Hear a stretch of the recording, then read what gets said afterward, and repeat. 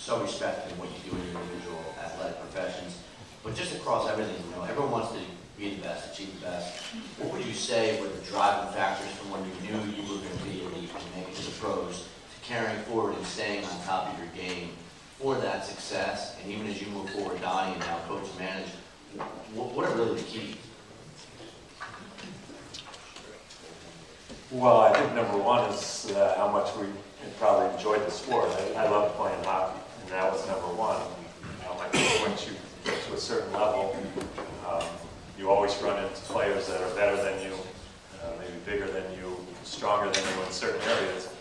And at that point, you either figure out that you've got things to work on, and you work at it, and you keep doing it, or you just go about it the same way, and it just starts to end. So for me, it was the love of the game and being around my teammates, and then playing against better players each and every level all the way up, and said, all right, I got to do this to get better, or I got to do this to get better.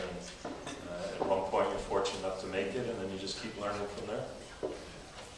It's funny when you asked the question, I wanted Brian to answer because I knew what he was basically going to say.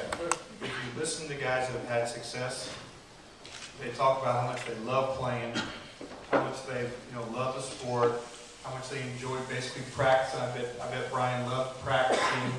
And it's funny because people say, oh, I got to go practice. But when you're doing something you love, I mean, it's not even work.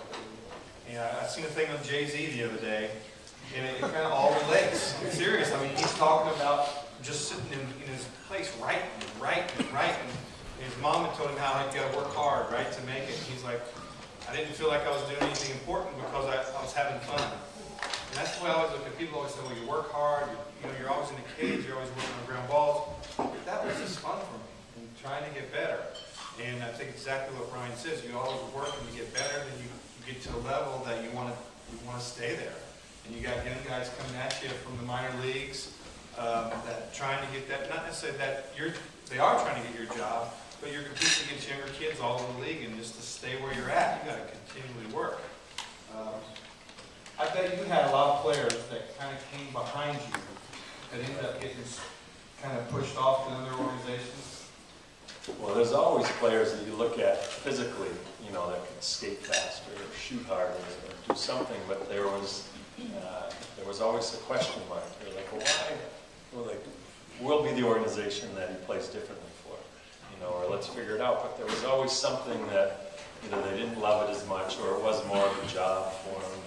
So the next organization would give them a try. And it keeps going on, and you hope, as obviously you're doing now, and you bring players into the organization that you can give them something that they can latch onto that might be more interesting to them, or make it more enjoyable for them. But sometimes it's just the personalities, and regardless of how big or how fast or how strong they are, it's just something about the game that's more work to them than fun, I think. And that's what I always go back to. If you can't get up and look forward to going, well, like you said, it's not really work.